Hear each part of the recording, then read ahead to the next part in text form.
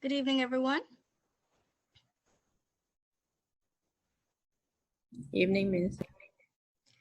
All right, I hope that you guys are doing well. We're going to start with the attendance and then we'll go from there. Okay, that is an amazing idea. Thank you. So the other persons are marked absent.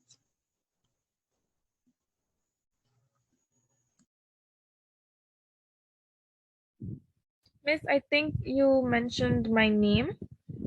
Yes, I have you marked present. Okay, thank you, Miss. Sure.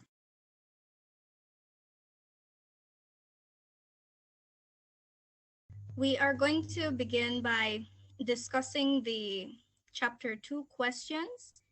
And from there, we're going to proceed with our case study presentations, after which we'll be breaking you guys into your project groups so that you can start working or continue working on chapter 2. All right, so I'm having a little difficulty getting into sharing those questions right now. But what I'm going to ask you to do is to open the questions on Moodle. There are 4 questions there, and we'll be discussing them together as a class.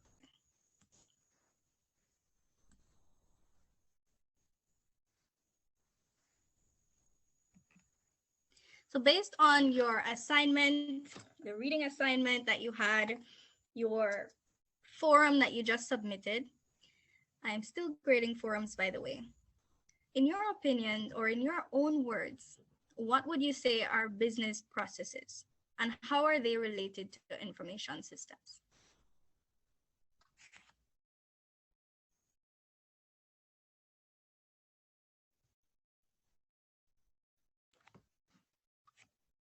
Miss, I would say like there are tasks with within an organization which either bring you could either classify it as an asset to the organization or a liability.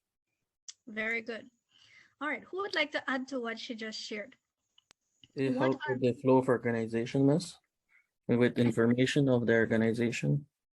Kind of repeat? It helps with the flow of information inside the organization. Excellent. And this is one of the things that helps us to identify them. Now, how exactly are these processes related to information systems?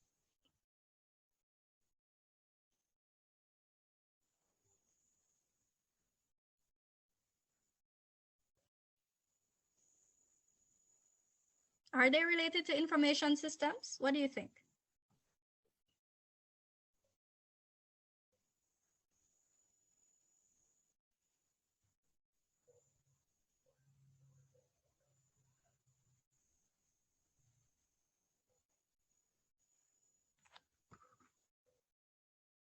All right, Kenroy, what do you think? How are business processes related to information systems?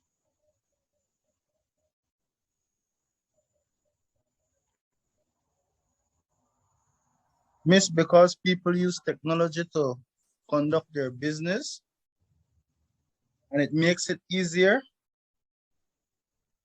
Okay, so you're getting there. So he mentioned 2 components. He mentioned the people as well as the technology. And these 2 are not isolated. They also help the organization. So he hinted on that.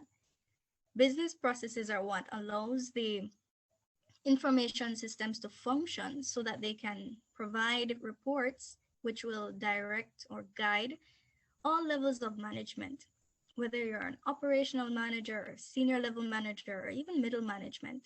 You're able to get that information, and that information will be shared throughout the organization so that it can benefit the different groups of managers.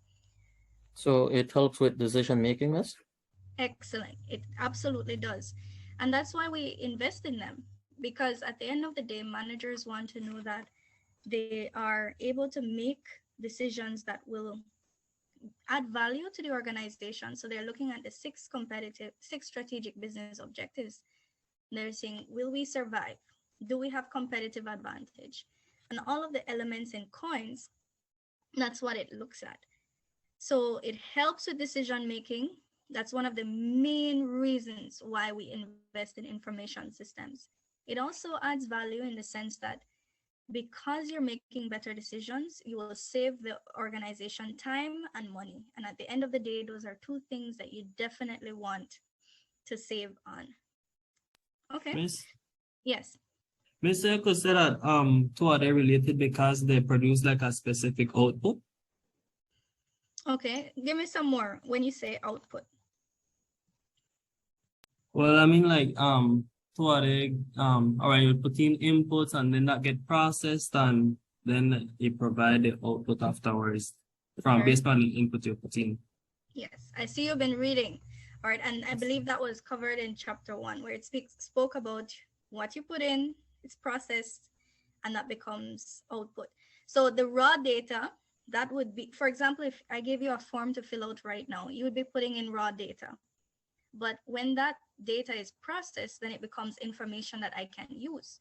Right now, I would just have a list of names, but if that data involved you putting in your addresses, phone numbers, etc., that's information which is processed that I can use to make better decisions. I might decide, okay, I'm going to put all the people from San Ignacio in one group, all the people from Belize City in another group. So if we have to meet face to face, we can work, you know? So processed data is information that helps us to make decisions. So let's move on to the second question. How do systems serve the different management groups in a business? And how do systems that link the enterprise improve organizational performance?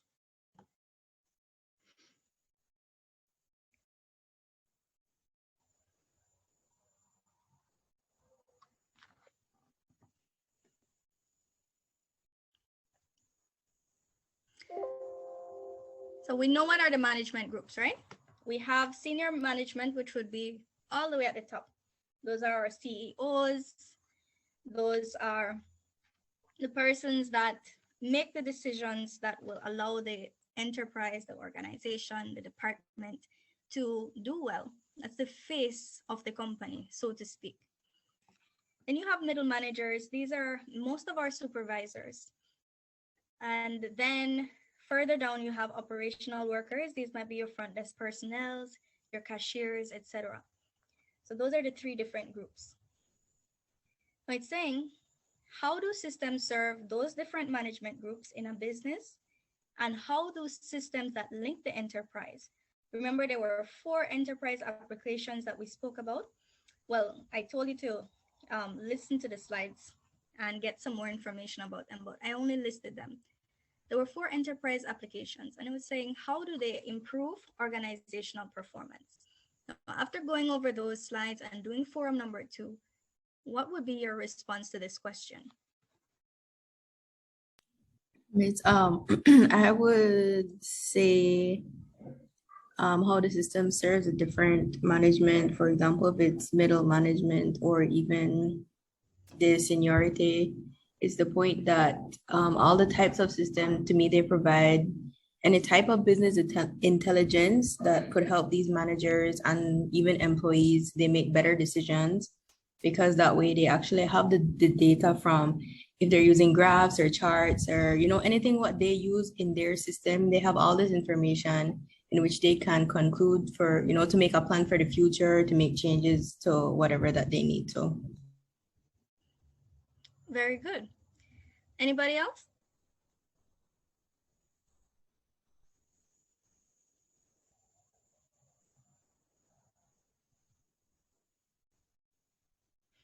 Okay, what about collaboration? Do you see any collaboration happening here when systems are improved? Sharing of data, miss? Very good. So imagine we have the same example that you did for your forum. You're posed with this situation where UB has all these challenges. And right now, we have a data entry clerk getting all your information there, or all your data. And then when that data is processed, it becomes usable information that management can make decisions with. For example, if we looked at this year and we said, okay, there was an increase in student numbers, and we start looking at what the data says, the data shows that, okay, based on the timeline, it shows that since we started doing online, offering more online classes at a certain time, we've had an increase in the number of enrollments. In contrast, and you'll be comparing that to previous years.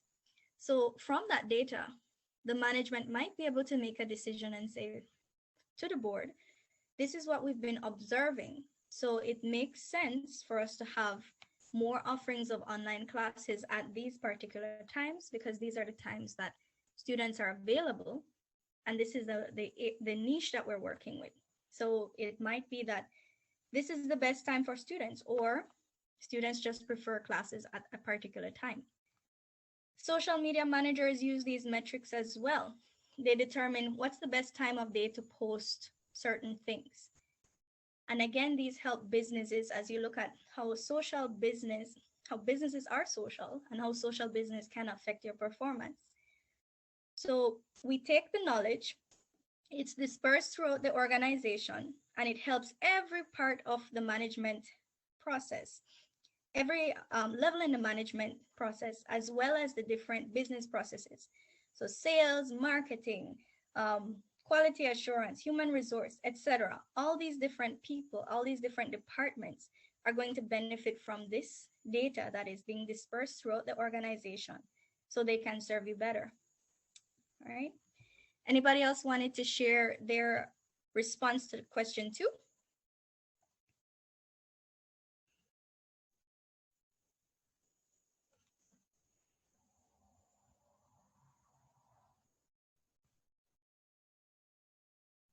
Okay, so the keyword here that I don't want you to forget is link. And if you're given a question like this on the test, pay attention to those keywords. How do they link the enterprise?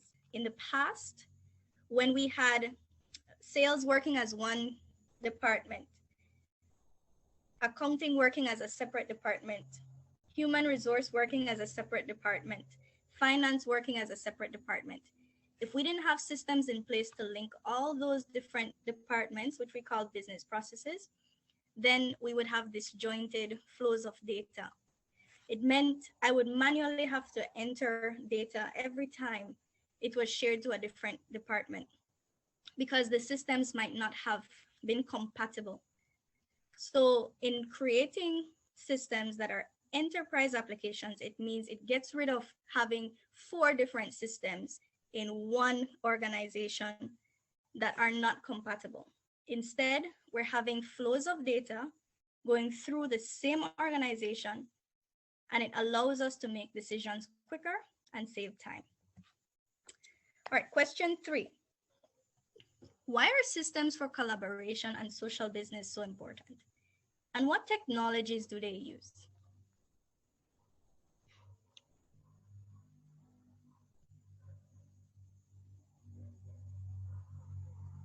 Let's hear from Xiomara for this one. What are your opinions on this question? I think system collaboration and social business is important because you can get a better understanding of maybe some projects that you have throughout your organization. And maybe it could be easier to transfer any knowledge that you have. Your team maybe, or your department itself could be, I don't want to say stronger, but I would want to say maybe work together better. You could, if you're providing a service or a product, and all these small steps that build up along the way, definitely you'll be providing better product and service to your customers. You could even have maybe an improved culture within your business organization. Okay, so you hit on a lot of points, and the last presentation we had, case study, touched briefly on both collaboration and social business in this class. And so we're seeing that more and more organizations who invest in information systems are looking at collaboration and the importance for the organization. They're seeing that operating in their individual silos without being able to share that data to the relevant persons does create a lot of drawbacks. It also adds to the organization's competitive advantage. If you want to be able to compete in this day and age, you need to know about social networking platforms. In the past, organizations would literally have their system administrators block your Facebook accounts, any social media accounts you had. But now they're seeing that it does make sense to invest in a social media department. Get on TikTok because that's where the young people are, or get on Facebook because that's where the older generation is. And they find the different social media platforms depending on the demographics that they're trying to reach.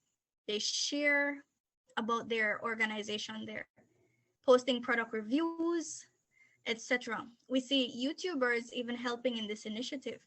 Some of these companies are sending their products to social media influencers to try out their products and give their honest feedback.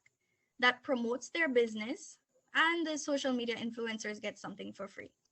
So we're seeing that if the companies are not able to do this, then they have a drawback. How have you seen the University of Belize taking advantage of social networking platforms to improve their competitive advantage?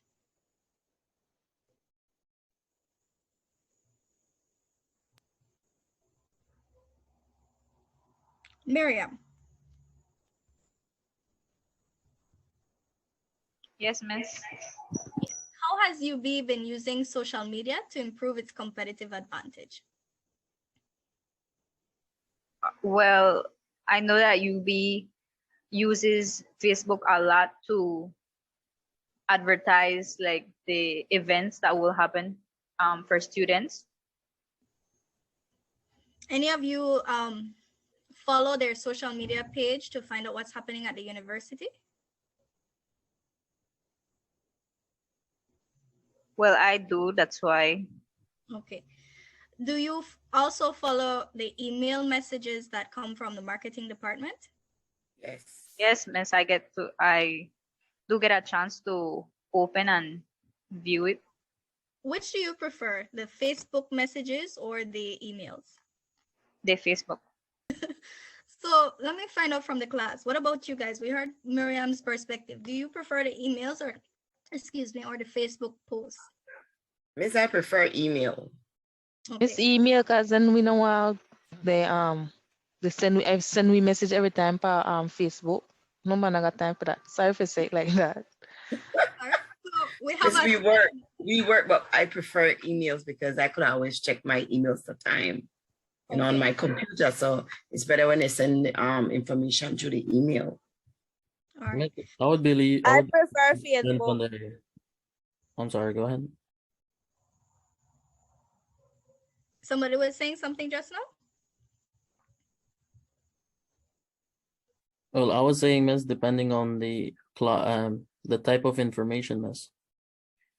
Okay. Some information is more detailed, so we would need more information, and which then email would be very good since you can insert a lot of information there. Okay. So we're seeing some very important arguments coming from the class. Some are saying because I'm working and because of the time, the email might be better. Others are saying, I really just prefer social media, but you've made another important point. It depends on the type of information that's being shared. So there are things that we can quickly read through. Advertisements for upcoming events, those are perfect for social media. If you're having a live streaming event, social media again, because if you send that by email, it's probably going to be seen after the event has ended. So again, we use the type of media based on what is required and again, the demographics we're trying to reach. So we won't send everything on social media and we won't send everything via email either. But as we adapt to the changes, we have to be able to reach those persons who prefer social media. And notice, we're not getting rid of the traditional means of communication. We're still keeping the emails because we still have quite a bit of users who prefer emails and traditional means of communication. So as we adopt, we still have to keep some of the structures that we had in place so that we can meet all of our target audiences and still keep our customers and our stakeholders satisfied. Okay, now question 4, the last one.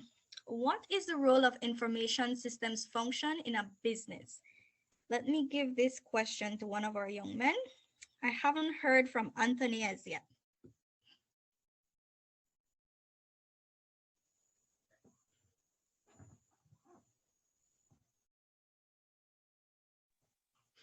Sorry, Miss, what's that? That's the last question. Yes, what's the role of information systems function? Miss, honestly, I can't recall that. But I think is so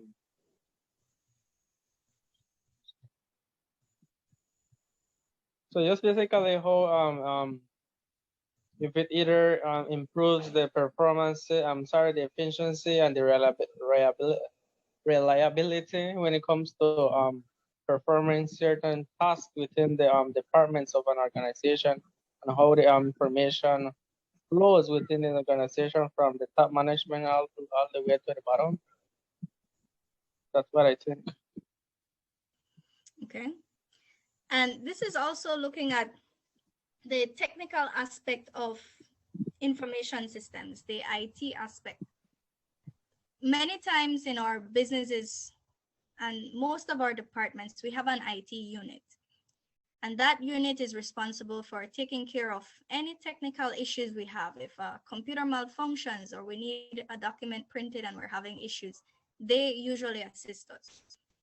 But what we're seeing now is that persons who study information technology, they have to also have a business background.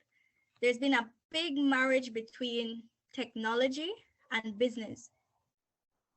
So those persons become very important to our organizations because although they bring the technical skill, they have to be able to know the business components so that they can help the organization to survive and meet its competitive advantage.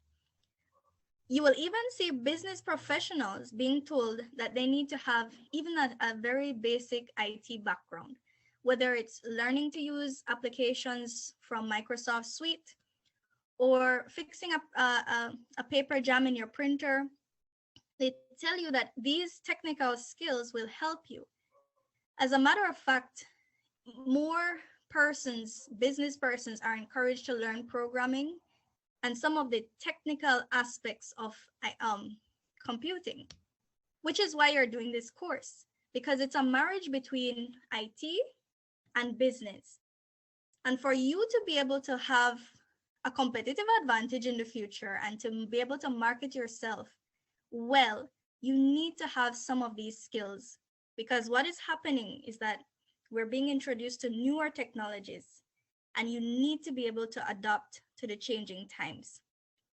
Some of the things that you learned years ago, 10 years ago, some of the tools, the applications that we knew about 10, 15 years ago are no longer in existence.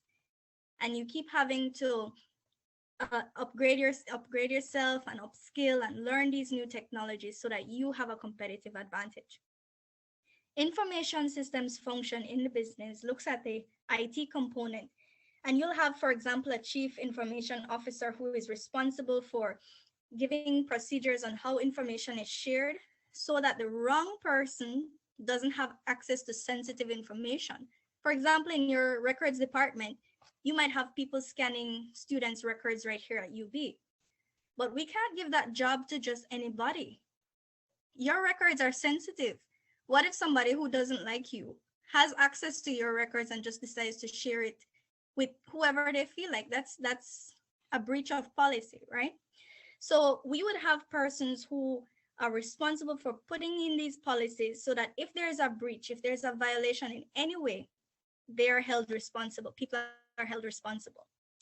We have our chief knowledge officers, and we also have our end users who would be us interacting with the systems that are put in place.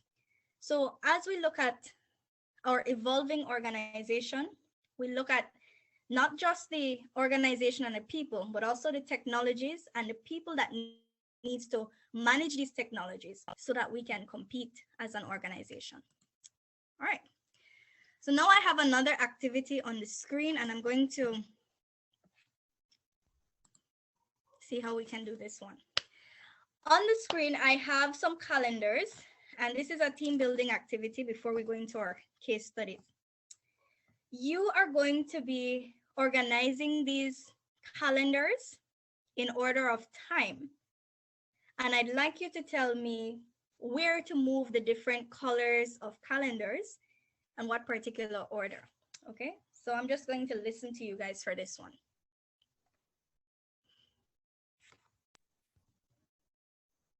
Miss, for sure, yellow will be the second month or the second time. Okay, so you have to tell us your process though. Oh, well, honestly, Miss, I just looked at the date 28th and I figured that was February. Okay, so we have some critical thinkers in the class. Now, when you say second, do you want it in this order or going this way? I would say right next to it, Miss, not under it. Okay. Yeah. All right. Miss, I think that should be first. That's the only 28th there.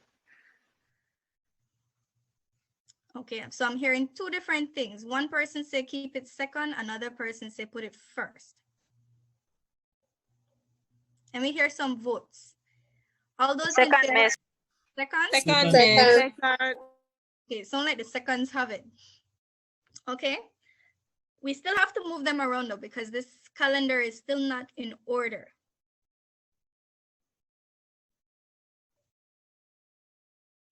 So we identified February, and the reason why you were able to do it is because it's the only month with 28. So that was quick thinking. Miss, the one at the bottom on the right hand side is, yeah, that one will be the third. The orange or the blue? No. The other one, that's one. Okay. That will be the second. Third, sorry. Miss, I think the purple is the third. All right, so we hear two answers again. We're hearing it's either blue or purple. So you guys have to vote again. I have them side by side so you can look at them. It can be the third because the day ended on a Friday, so it needs to start on a Saturday. All right, so we agree that the blue is third. No, because March has 31. We're just about to say March has 31 days. Oh, 31, so it will be the other blue one. Okay, some of you know your months. Yeah, that one. Yeah, sorry. Okay, we're getting there. All right. Isn't that 1 January that you just moved there? This pink one? No, the blue one. This one is supposed to be March based on what I'm hearing from the class, right? I'm not in agreement with the class. Okay. All right, Sorry. let's see. Sorry, I don't know if anybody else will. The purple one next, Miss. All right, we're gonna see if she's right or if you guys are correct, okay? So as you continue to Miss, build... it's the other purple, not the pink one. Oh, this one is pink, okay. This one here you're referring to? Yes, Miss. Okay, we got it.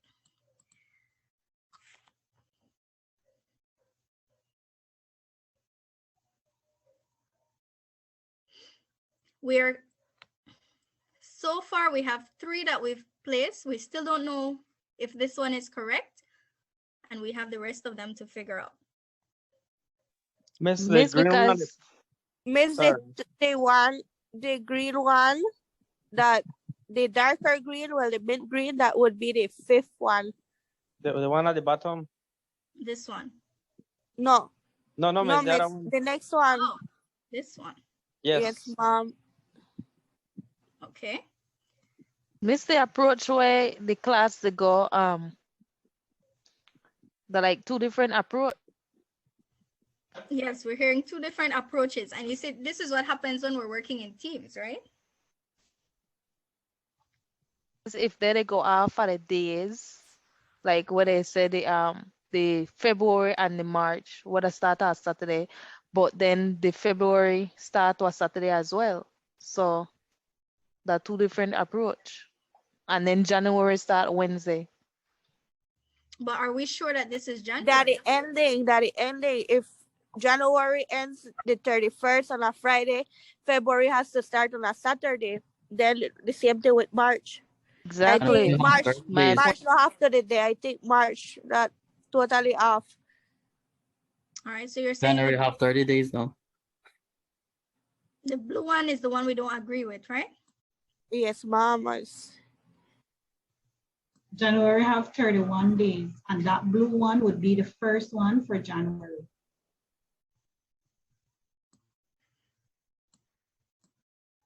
I agree with that. I think the blue one is the first one for January. But then how the February was start Saturday? Okay, never mind. Let's not agree to that to January then. Let's hold on.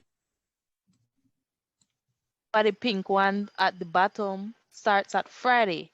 The February starts at Saturday.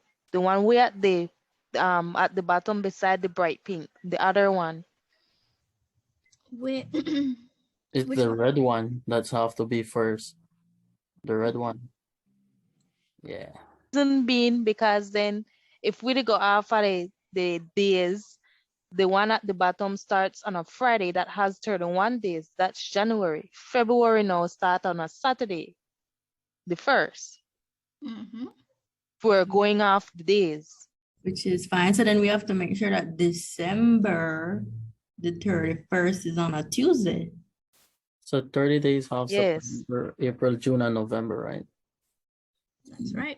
Yeah, so then we have to, it'd be, if you could point out December one time, since we know that January will be on a Wednesday, starts on a Wednesday. January will start on a Friday.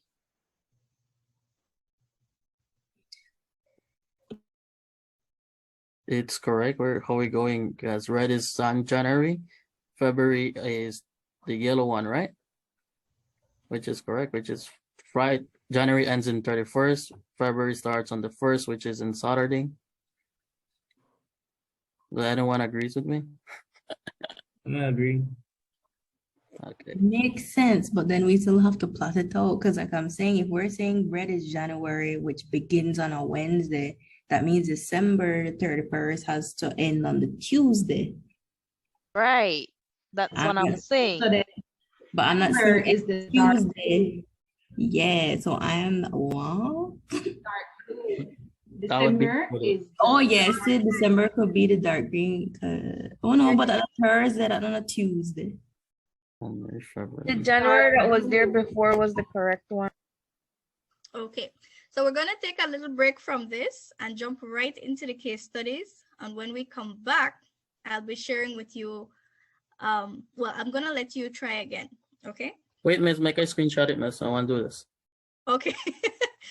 What I'm seeing though is exactly what we expect you to do in your groups.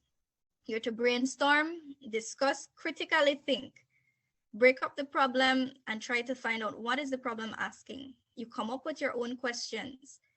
And in doing so, you'll be able to come up with the solutions that you need to get in order to solve the problems we give you. All right, so for tonight's presentation, I will ask each of the presenters to share their screen when it's their turn. We will start with Leonce and then we'll just go from there. So you guys can go ahead. I'm going to stop sharing. Good night. I will be doing should companies embrace social businesses.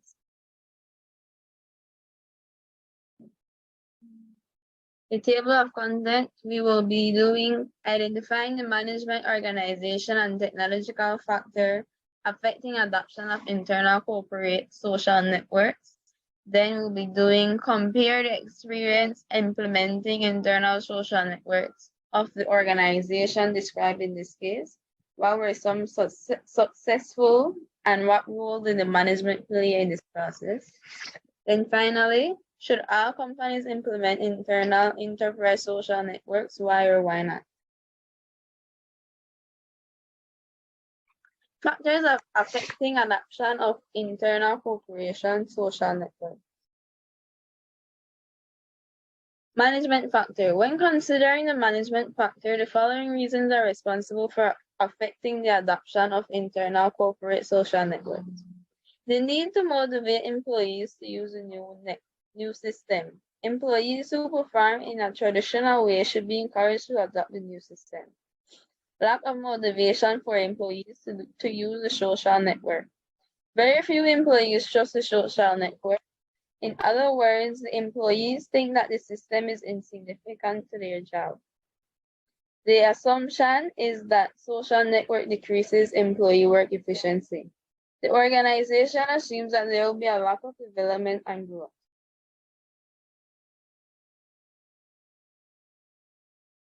Next, we have the organizational factor. The organization, many companies realize that their employees do not or rarely use the software because they find it difficult to change out of their routine, since they believe that nothing was wrong with the way they were doing originally. Many companies also find that this network has little to no impact on employees, since it will take a while for others to reply. The assumption is that the system does not collaborate with the companies. Many organizations think that the system does not collaborate with the companies.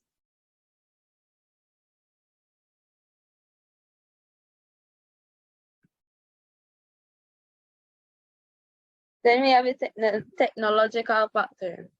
And with this, the new software can make it more difficult, since companies would have confidential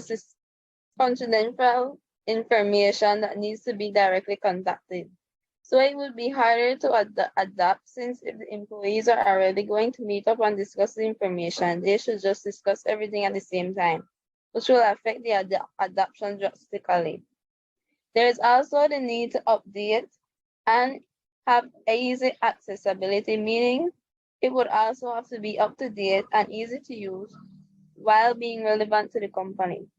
It is only advantage peer pressure, meaning mostly the system favors people of the same peer who can quickly adapt it. It is hard to reach all employees, meaning it's only applicable to reach people with corresponding information. Next, we will compare the experiencing implementing internal social networks of the organization. All the companies chose to implement internal social network in different ways and all had different outcomes. Outreach System, Overstro, Mudplot, and SQL Group were all companies that were successful in implementing social networks. The only company that was not successful was NASA. NASA had a custom-built an enterprise called Facebook.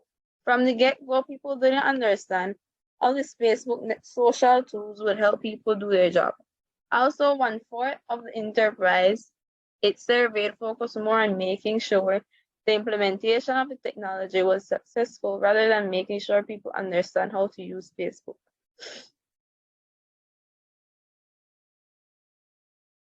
Why were some successful and what role did the management play?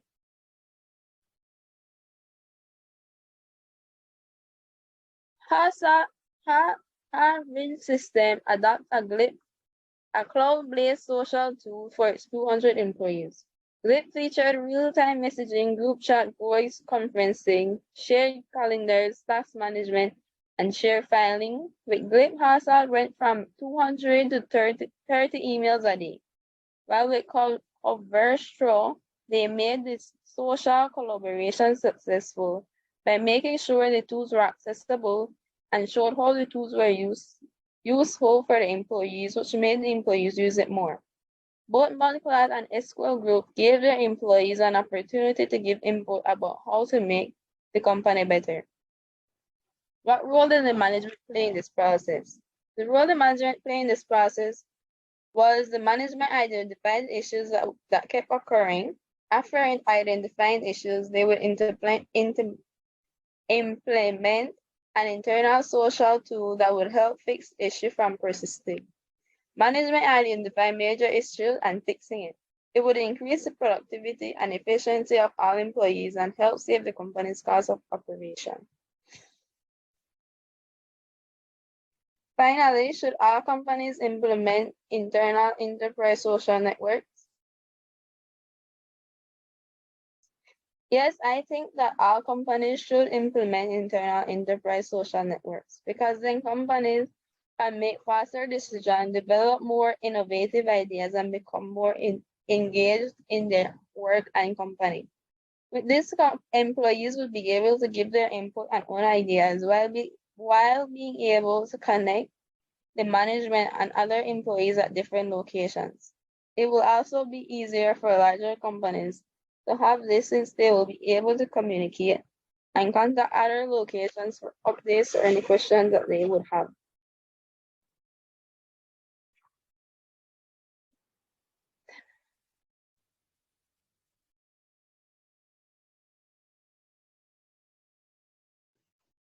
Okay, thank you, Leonce.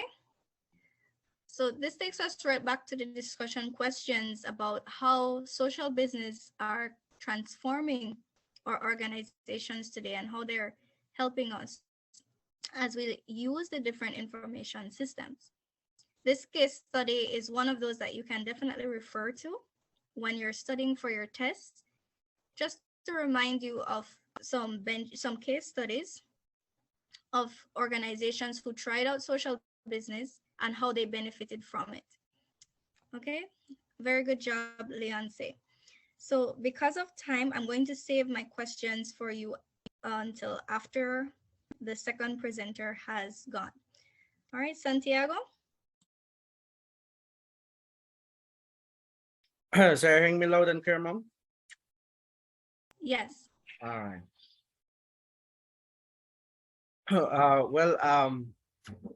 My case study is on UPS global operation with Dyad and Worldport. Dyad is a delivery information acquisition device that is being used by the Universal Parcel Services in terms of how they track their delivery services in real life. So UPS, which is United Parcel Services, is an American multinational shipping and receiving and supply chain management company founded in 1907. Originally known as American Messenger Company, specializing in telegraph, UPS has grown to become a Fortune 500 company and one of the world's largest shipping courier. So a little synopsis of the case study, no? The United Parcel Services, better known as UPS, is one of the biggest and age-old package delivery company globally. It uses the delivery information acquisition device, which is Dyad, to deliver packages faster with drivers. They incorporate currently they incorporate the use of Dyad 5, which is the first to use Gobi technology, which enables instant cellular carrier switching in the event a carrier signal gets jammed, so it remains connected to the UPS network. So basically, like here in Belize, we only have smart and Digicel. So while the delivery is being carried out, wherever Dyad supposed to be able to switch from one network to the other with ease. As here, it's a bit different. If you are Digicel, you're not Digicel, and if you lost services, you basically lost until you find the next area, no? So UPS uses Dyad 5 rather than smartphones because Dyad 5 is capable of the instantaneous switching of cellular carriers.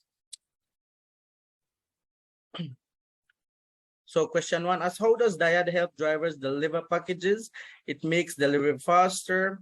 It reduces data entry errors. Drivers are able to scan the relevant package and all the necessary information about the package is made available instantly.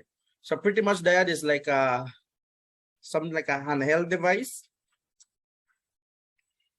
So what improvements were made in Dyad 5? It uses one of the latest hardware. It is able to roam.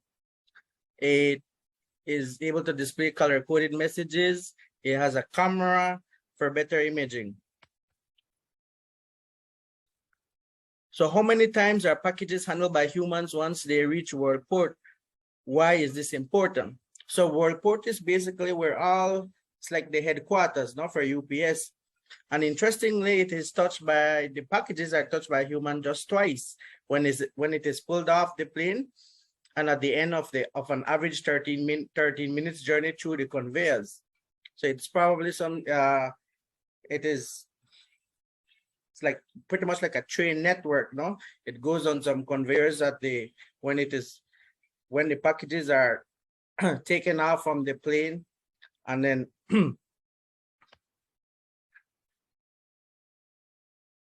so what are Enron way facilities? So this is one of the business processes, no? So end of runway refers to when customers needs packages delivered the same day. They are placed in an end of runway facility where they can be loaded quickly onto planes for delivery the same day. So what kind of information technologies do you see being used by UPS in this video? It uses Diad 5. Of course, the whole headquarters as computers. They have weather software that monitors the weather conditions, which would allow for to make decisions in terms of what route would be the best in terms to cut off delivery time, and of course phones and databases. So why doesn't UPS uses much more powerful and smaller smartphones like iPhone and Android? Diad, although it is similar to a phone, was designed specifically for delivery systems. Smaller phones, which includes iPhones and Androids, have other features and functions that can be a distraction for employees and possibly slowing down the device itself. So how does UPS investment in IT help it achieve the strategic business objective described in Chapter 1? Well, with UPS investment in information technology, it steps up its processes in delivery with the view of helping to reduce the delivery costs. Then the final question is why does UPS serve as an example of a digital firm as described in Chapter 1? UPS has been seen as a digital firm because UPS is the oldest delivery company, and throughout its history, one can follow the development of the digital transitioning of its business processes.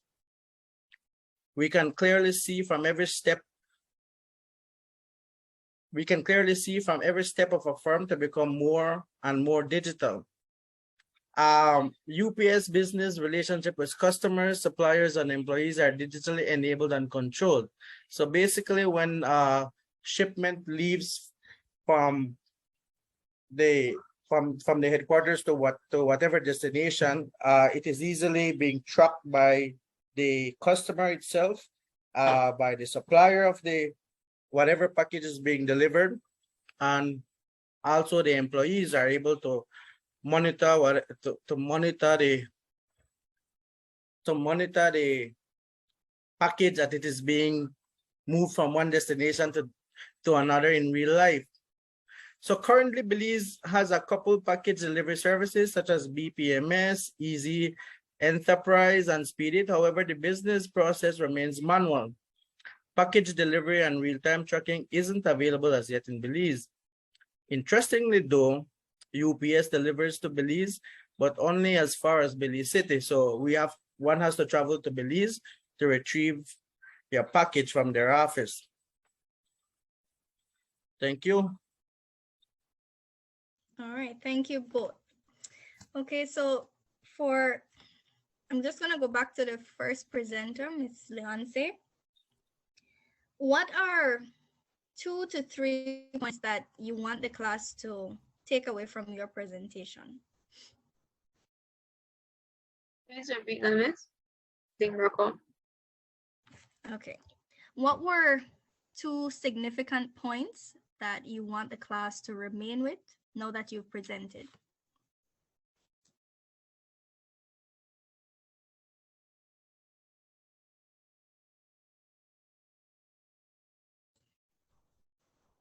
What should we remember now that you've shared your presentation with us, Leonce?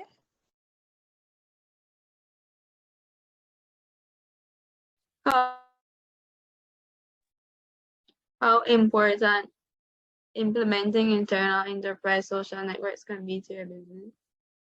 How it can solve multiple communication problems that you might have within your business. Thank you. And Santiago, the same thing for you. What should the class learn? What should they have taken away from your presentation?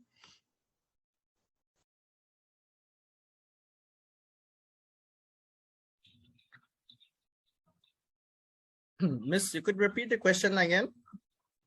Now that you've presented, what are the significant points that you want the class to remember from your presentation? In regards to the management information system, I mean, clearly, the UPS here, although it's a parcel delivery package, it's a parcel delivery system, just like when you post things on at the post office. Here, it is incorporating the use of the information systems in terms that you are able to track your package wherever it is, and it is being wherever. I mean, it could be delivered worldwide.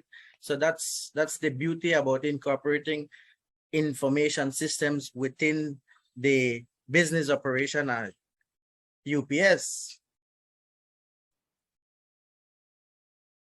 Thank you.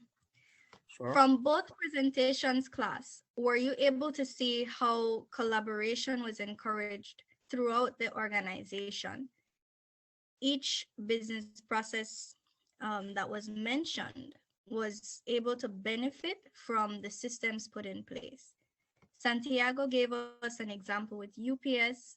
Leonce gave us several examples. She spoke about Facebook and others. But I want you to reflect on the 4 questions we started the class with. And these presentations would have been able to give you a little bit more information as you think about responding to those questions if you ever see them again, whether on a test or quiz. Well, we only have tests. If you see them on a test or a practical project, you can inform your responses from the case studies, from the notes that Dr. Ryan shared, and even from your own personal reading.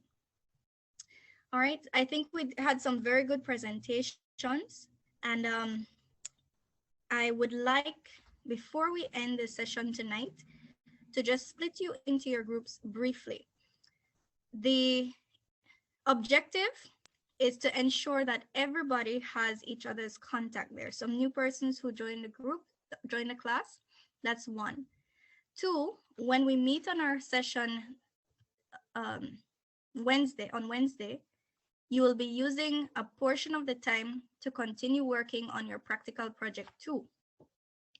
So in this time, you will discuss with your group members what you'd like them to prepare for that session on Wednesday. All right, so when I split you in the group, you're discussing practical project 2 and ensuring that each of you has each other's contact. And if you're not hearing from group members, you need to send them a message. And for those who haven't informed me as yet, please inform me of those group members who are not working with you.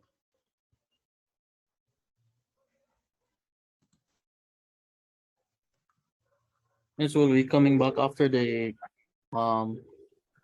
breakout session, Miss? No. After the session, after this, the class ends.